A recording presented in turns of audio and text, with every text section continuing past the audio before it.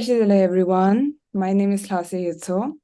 I'm an intern at Stories of Tibetan, and today on episode 9 of Let's Talk, an interview segment by Stories of Tibetan, we have Mr. Rinchen Griffiths-Kola. Am I pronouncing it correctly? Yes. Hello, Mr. Rinchen. Today. How are you doing today? Today, not the best. In general, I'm doing very well. I just have a little bit of the flu right now, but Oh, we're okay, getting there. okay. So let's start with the interview. Can you Mm. introduce yourself and tell us a bit about yourself? Okay. Tashdele. My name is Rinchen Griffith Scholar. I'm a mixed Tibetan from London, and currently I'm fighting MMA. I think it's a kind of question which everyone has for you. Like, what were you like during your childhood? Like, were you always interested in the career, or were you just a very calm kid? Yeah, from in my childhood, I always tried to stay active. I love sports, and I always loved martial arts as well. When I was a little bit younger, I got involved in. I started with taekwondo. I used to do taekwondo competitions quite often. I think we do them like sometimes every 3 months. It was really fun as a kid. Then as I got older, I went to university, and I was doing taekwondo university as well. And that was when I also started getting involved with mixed martial arts and finding other martial arts like jiu-jitsu and Muay Thai and boxing, and learning more about the broader spectrum of martial arts, not just sticking with one. Okay, But okay, yeah, I actually found mixed martial arts quite late okay. compared to a lot of people. Because I think that MMA in general is such a different career path. Like most people don't usually take it up as a career. Mm. Is there any specific inspiration, like a specific person or a fighter who inspired you to take up the arts, or was it just your interest? I think personally, I was just really interested in martial arts from a young age, um, trying to become as good a martial artist as possible. Like I said, I came into mixed martial arts a little bit late. So I was in university. I studied at university. I studied sports science. So I've always been interested in sports. I always knew that I was going to get a career as in some way I was going to be involved in sports. Um, so yeah, I think for me, I don't think there was necessarily a specific inspiration. Um, I Mhm. just knew that I wanted to do something to do with sports. I always thought I was going to be maybe I was be a coach, or maybe I'd be like a sports scientist and go on to do studies and everything else, which I did a little bit of at university. I was involved in some scientific studies, but I uh, I found that I enjoyed taking part in the sport way more. Okay. But still, like, do you have any favorite MMA fighter who you look up to? Oh yeah, I've got lots of favorite MMA fighters. Um, too many to too many to mention. At the moment, one of my biggest inspirations, actually, when I was young, one of the very first MMA fights I'd actually seen, that I can remember seeing. I watched George St. Pierre versus Matt Brown, Okay. and I remember seeing that and hearing about the rivalry that these two guys had, and um, yeah, that was a big inspiration for me. So I followed. Yeah, I started watching mixed martial arts because of guys like George St. Pierre and Anderson Silva, and from that they kind of gave me the idea, and I was like, oh wow, martial arts is amazing. I want to be as good as these guys one day or better. So I need to get to practicing. Is there a difference between your daily diets or the diets you follow before any upcoming matches? Like, can you tell us a bit about that? Yeah. So on a day-to-day basis, I eat quite high calorie. I eat quite a lot of calories. I'd say I probably eat around 2,800 to maybe even 3,000 calories a day. Um, I eat quite a lot of protein. I try and keep to my healthy fats and eat quite a lot of carbohydrates as well. This just kind of fuel my training. We train 2 to 3 times a day, so it can be it's quite taxing on the body. Um, and then leading up to fights, taper off the calories, so the calories start to come down. And then a week before the fight, um, the calories come down quite drastically, and we also stop intake of carbohydrates and salts. We do this to kind of help the body drain the water because a lot of weight is kept on through water. So when you're trying to cut down to your weight category, the quickest way to do it is to get rid of as much water as possible. So through sweating and um, yeah, through sweating mainly. So the best way to do that is by stop consuming salt and carbohydrates about 4 to 5 days away from the weigh-in, and what that means is that the sorry, one moment. um, what that means is that your body isn't able to hold on to the water in the cells. Doesn't it like decrease your metabolism in any way? Yeah, that can happen. Mm. No, it definitely can happen, but you also have to factor in that we are also training all those days. Okay. So if you weren't doing any training, your metabolism would probably drop quite high, quite a lot, and your body would go into like a power saving mode almost, where it would try and retain everything. But we force our bodies out of that state by also training. So if you think that you haven't drunk anything and you're also training, your body isn't able to hold on to anything, so it has to sweat. And then your body isn't able to go into that kind of power saving mode where it would try and store as much water as possible. Okay, so then how many hours do you train in a day, like for a match? That varies quite a lot as well. Outside of camp, like I said, I train about twice a day. Um, sometimes 3 times a day outside of camp, but during camp, it's definitely twice a day and often 3 times. Um, Hours wise, that can vary because it's hard to judge because in a 2 hour training session, um, you may only be working for like a solid 45 minutes because there's times you're resting, there's times you're thinking, there's times you're talking, discussing things with the coach. Um, a lot of it is game planning. So outside of camp, you have a lot of time to learn skills, um, practice new techniques. And then during the camp, you have a target, you have a focus. So you have an end goal. So the things you do must be more specific to that end goal. So if I'm fighting somebody and we know that they are mainly a jiu-jitsu guy, then we have to do the things to counter that. Or if I'm fighting somebody that's mainly a striker, then I have to look to counter that. And that's what happens within the camp. Um, but yeah, in the outside of camp, you can train how you like, kind of pick up as many skills as possible. Okay. What are the challenges you face in your daily life or maybe during the competition? There are a lot of challenges. I don't live as close to my gym as a lot of people do, so I travel quite far, and being there 5, 6, 7 days a week is can be quite taxing, especially if we get in quite early and then we leave and then come back in the evening to train again. We do that like 2 or 3 times a week. Some days we stay there the whole day. We'll train 2 or 3 times and work as well. Um, so yeah, the traveling is very difficult for. I know a lot of fighters struggle with that actually, just being able to get to their gym to train and then have to go to work, then come back in the evening to train again is very difficult. Okay. Yeah, So can you tell us when was your first match? How did you feel about it? Were you excited or nervous? and I remember my first fight very clearly actually. It was 5 years ago. It was very nerve-wracking. Um, Even to this day, actually, fighting is always nerve-wracking. There are always lots of emotions, um, especially nervousness. When you go to fight, you have these butterflies in your stomach. Uh, you, you you have all these second thoughts like, did I do enough of this? Did I do enough of that? Have I done enough of training to get past this person, this obstacle in my way? Um, but a large part of training, especially martial arts, is mental training, and it's kind of having the confidence to tell yourself, I have I have done enough to get past this opponent, and trust in the training that you've done. But Okay. yeah, that first fight was absolutely terrifying. I remember it being very scary, and also I didn't even feel like I was fighting until the second round. We had in the UK amateur scene, the fights are 3 rounds of 3 minutes, and after the first round, I was like, "Oh, I'm actually having a fight," but I didn't even realize until the second round. So you do get these kind of like these weird lapses in cognition when you're fighting. It can be an odd environment to be in. There's no environment like it. So it is all about just doing it as often as possible to try and recreate those feelings. And can you tell us how was the community's reaction in the beginning? when they found out about you that you're a Tibetan MMA fighter, and how did it change after they used to see you doing matches like continuously? Yeah. No. Originally, when I first started doing MMA, I was very hesitant to tell people, especially like my father as well.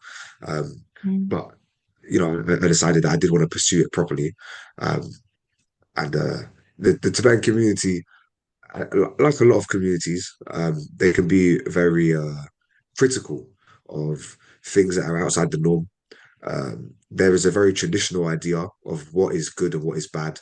Um, everybody wants their child to be a doctor or a lawyer or some kind of politician. But these aren't all the jobs in the world, right? Not everybody is a doctor, a lawyer, a politician. There's a million jobs in the world, and there are a million opportunities for people. Um, and when I really decided that I wanted to do this, I felt like my family were way more behind me once I was able to verbalize that to them. Tibetan community definitely came behind me um, more, especially after this fight.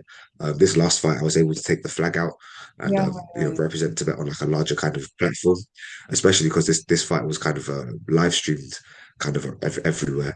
So having the flag meant a lot to me, and it was nice to be able to show everybody. And the reception I got after was absolutely insane.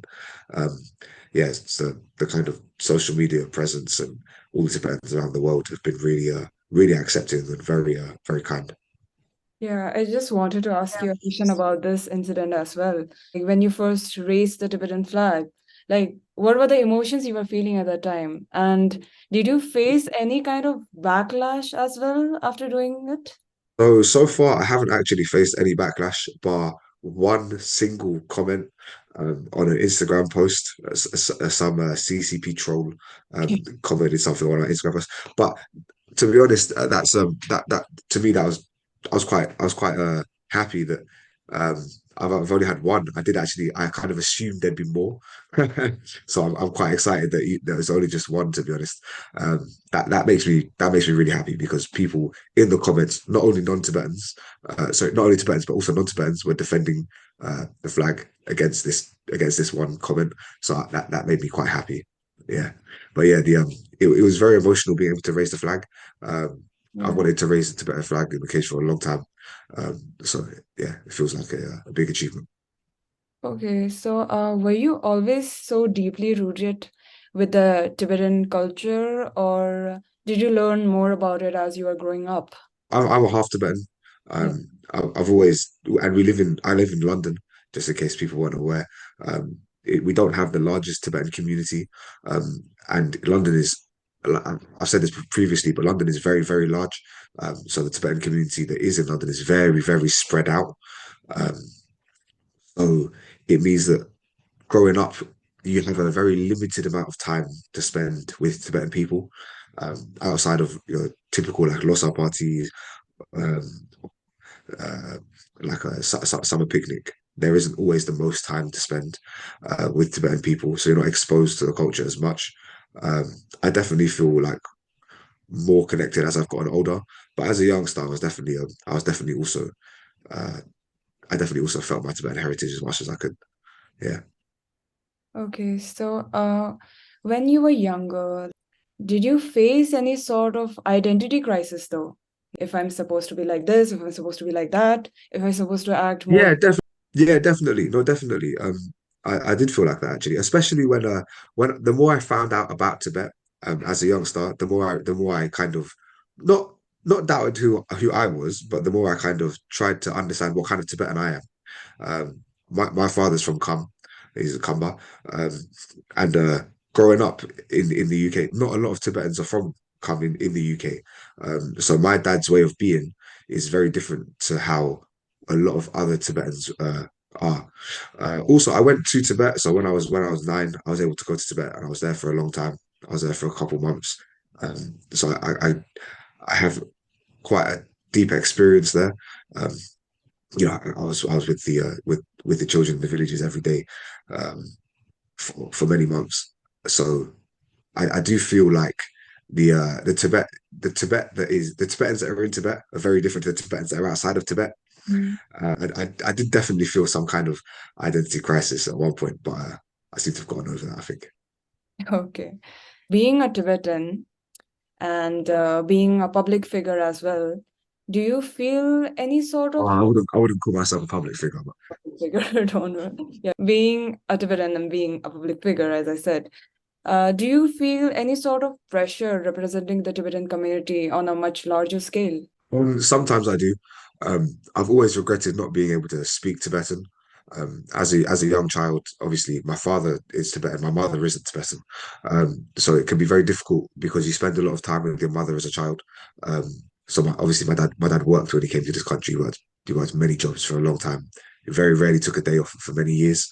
So it's very difficult not being able to speak Tibetan. Um, I have tried to learn Tibetan many times. It is the easiest language to learn, especially when you're not kind of surrounded by it all the time. Um, I don't have any. I don't blame anybody for not being able to speak Tibetan.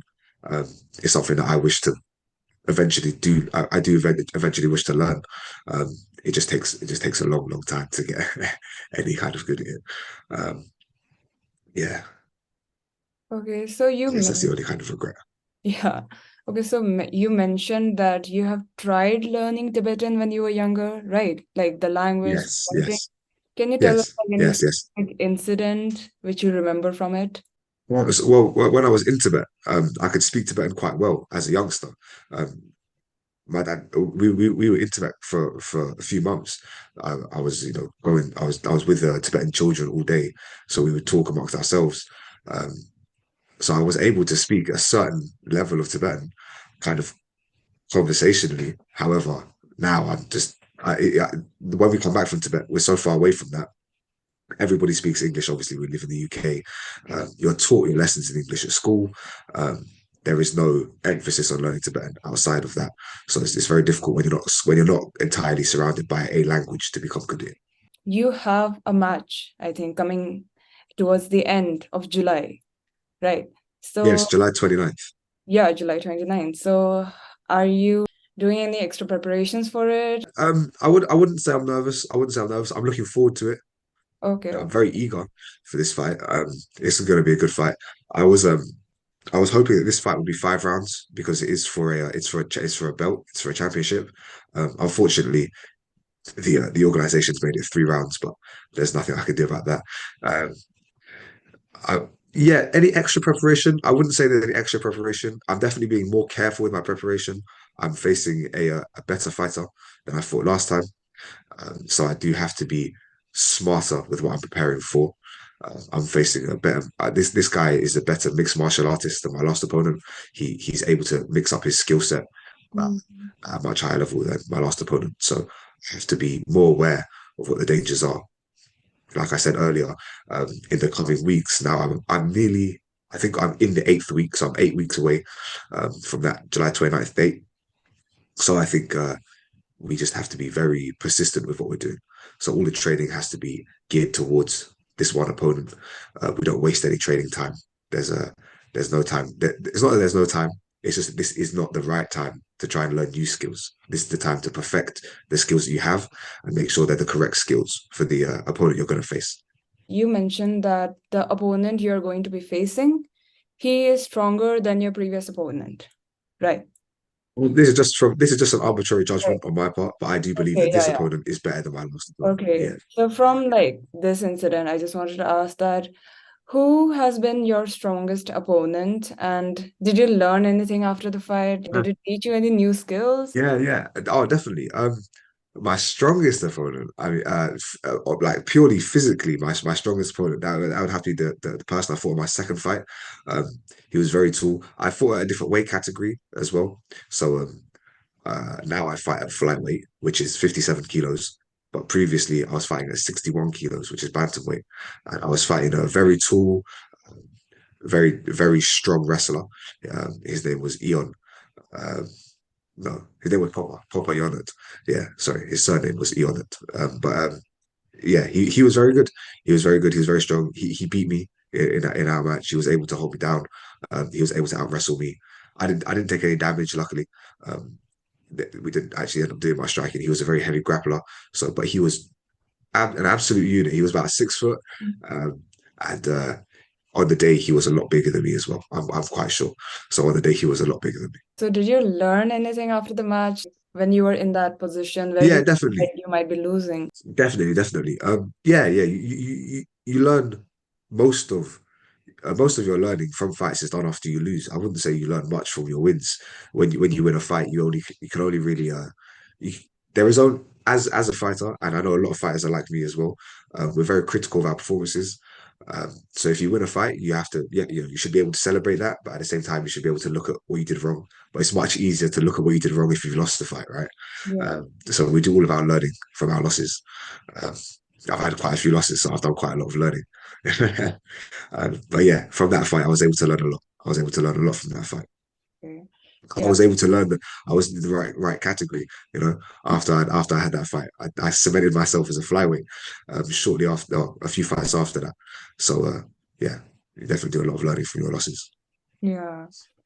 Where do you see yourself in 5 years' time or maybe 10 years? If I am correct, you are currently working at the gym and also working as an MMA fighter at the same time. How are you Yeah. balancing it as well? In the future, I wouldn't. So 10 years down the line, 10 years down the line is quite far. Yeah. 5 years down the line, I see myself as a professional fighter. Hopefully, I'm able to remain at my gym as a professional. I'd like to go as far as I can in MMA. So I don't just have the aim like a few. Well, sometimes people just have the aim of becoming a professional just for the sake of saying, "Oh, I'm a professional fighter." I don't just want to be a professional fighter. I want to be a very good, high-level professional fighter. I want to be in a top organization. Um, I don't have a pathway yet. Obviously, I'm not a professional yet, so I don't have an aim. I don't have a pathway yet. But I'd like to get to a top level organization, become a top 10 ranked fighter, hopefully fight for a championship one day, hopefully win. I don't know if that's in the cards in the next 5 years, maybe that's more in the next 10 years, but in the next 5 years, I see myself cementing myself as a very high ranked pro. Lastly, do you have anything to say to the younger Tibetan generation who have been inspired by you to become an MMA fighter? Um, this path is not an easy one.